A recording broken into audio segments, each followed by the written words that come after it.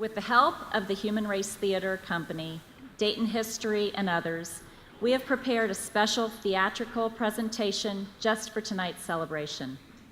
Throughout Greater Dayton's history, there have been numerous examples of individuals who have come together in times of need to help others and our community. The following historical enactment features real-life stories of individuals from the early 1800s through today. Together, these stories demonstrate the thread of giving woven through our community's history, which also helped establish the Dayton Foundation. Ladies and gentlemen, help me welcome to the stage the Human Race Theater Company performing Together, We Are Greater Dayton.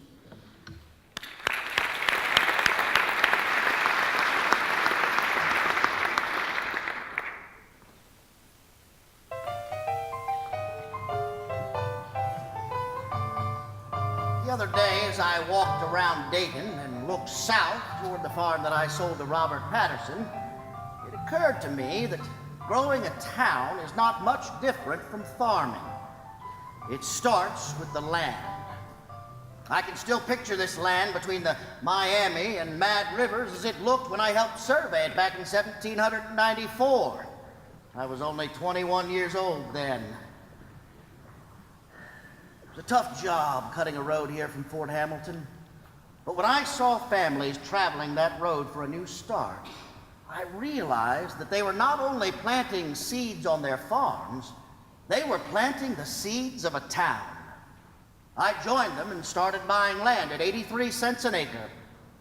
What I did not know then, but do know now, is it takes more than land to grow a community. My mills were prosperous, which was fortunate, because it helped me help others when calamity hit. We were shocked to discover that the original land agreement was not valid. The new agreement, passed by Congress in 1799, gave every person with a contract dated before April 1, 1797, the privilege to buy land at $2 an acre. Most of the early settlers did not have this kind of money, especially in 3 installments as required. They held a meeting at Newcomb's Tavern and decided to give up their stakes. Dayton was about to disappear. I had to do something. I suppose it was a risk, but I did not see it that way. I used my credit and bought the whole town. I started selling the lots back to the people at cost and told them to repay me when they could. People paid their debt quickly. And this inspired me to give more of my land for the public good. I saved a lot at 3rd and Main Streets for a church with a burying ground nearby. I donated lots for a girls' seminary and a boys' academy.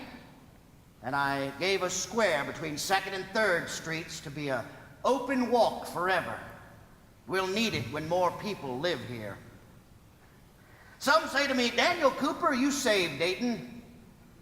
As I see it, I was just trying to save my home, make it a better place to live. This is the end of the road for me. I found my future here.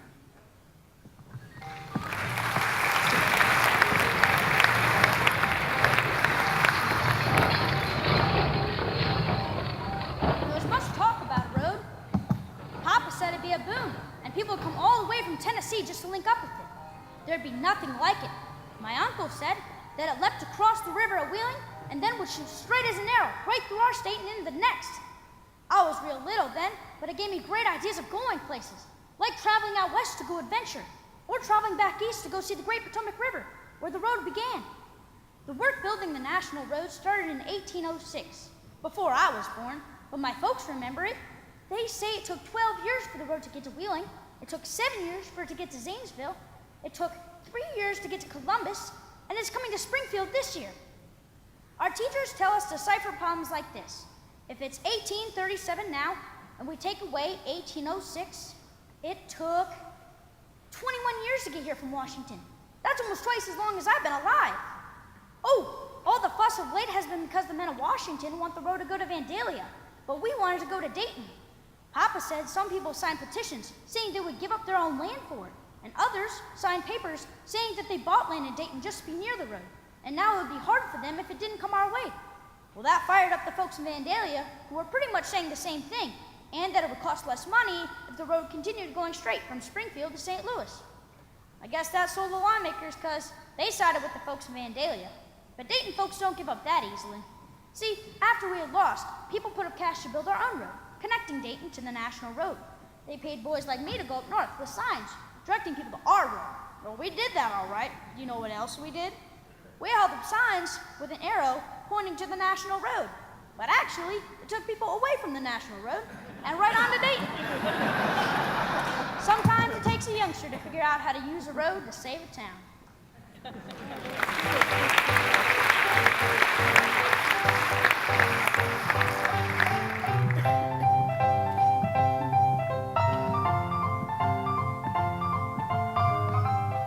Things to do in the next 5 years. In the world, I want to see better education for all classes and less snobbery. We need to invest in farm resources in the United States, and in Ohio, we need better roads. In Dayton, we need to strengthen city government. And at NCR, we need to reduce overhead, increase employee efficiency, and build an athletic field.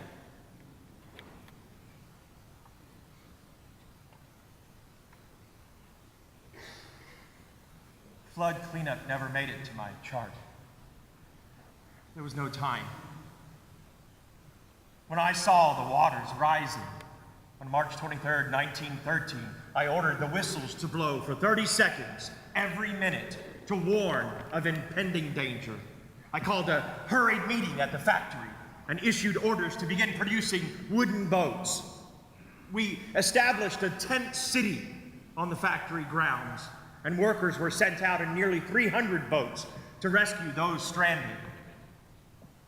Cooks began preparing soups and baking bread for refugees, and we quickly stocked supplies of cots, blankets, clothing, shoes, boots. We were no longer in the business of making cash registers. We were in the business of saving lives. Prevent another flood. I led the efforts to raise $2 million in 10 days to hire Edward Deeds and Arthur Morgan to create the Miami Conservancy District, which employed 2,000 people to build 5 dams in an innovative flood control system. Dayton is synonymous with innovation.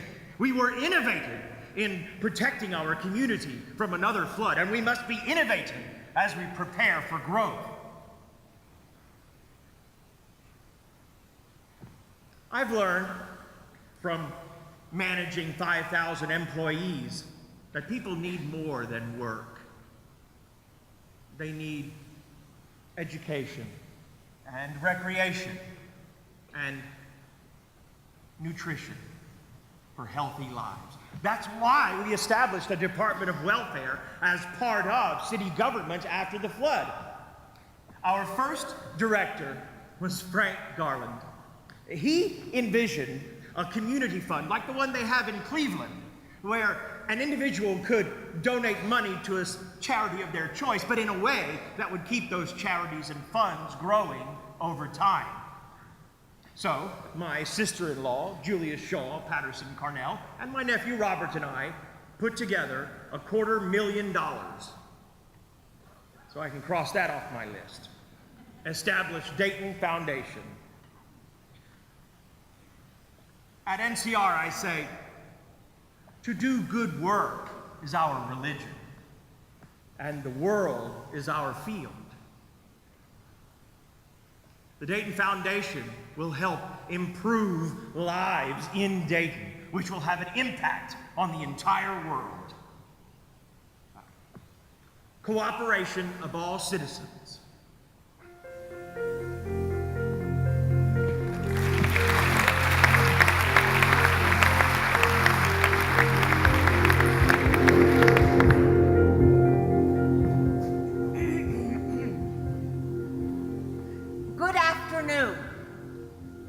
My name is Marie All, and it is with pleasure that I announce that the fund I established in 1985 through the Dayton Foundation for the operating support of Allwood Center has not only been matched in 4 years' time, it has been exceeded.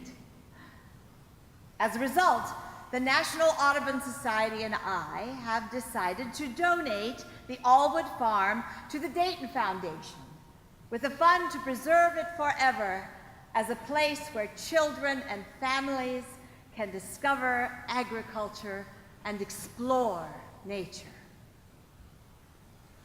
I would especially like to thank Anne Green on the governing board who led me to this decision.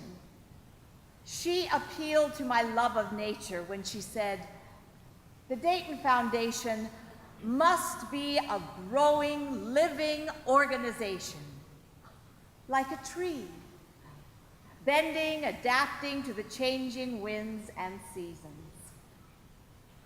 Anne is correct.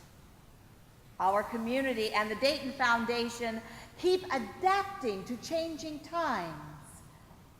One of those changes has been to include women as decision makers. Anne always understood that women could help to improve Dayton. 25 years ago, when she chaired the Dayton Human Relations Commission, she said, the community is a quilt made up of diverse groups with diverse needs that somebody has to sew together. She has often been the one to pick up that sewing needle as the first woman president of the United Way, the first woman director of the Dayton Area Chamber of Commerce, and now the first woman on the Dayton Foundation governing board. Both Anne and I have been impressed by Julia Shaw Patterson Carnell, whose initial gift not only helped to found the Dayton Foundation, but also led to the creation of the Dayton Philharmonic and the Dayton Art Institute. More frequently and more recently, Virginia Kettering began the Holiday Festival Fund to promote cultural activities with holiday celebrations downtown. She worked with Anne Green and others to restore the Victoria Theater. Oh, that was a stitch in time. Now the Dayton Foundation is reaching out to new donors, new recipients, and new participants in their decision making. The governing board regards our community as I view a garden, a beautiful place, made up of individuals that must thrive alone in order to grow together during changing seasons while adapting to a changing climate. With each new initiative, it's like a seed. When these seeds germinate and the project comes to fruition, we will see that great things can be accomplished when we work together. Thank you.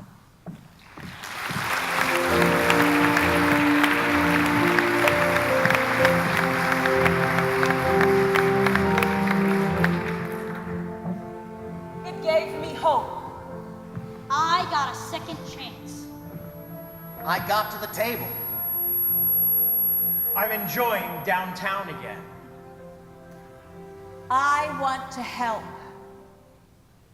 Each year, the Dayton Foundation publishes an annual report, including stories from individuals who have benefited from their new initiatives and other supporters, and those who have established funds to keep growing our community.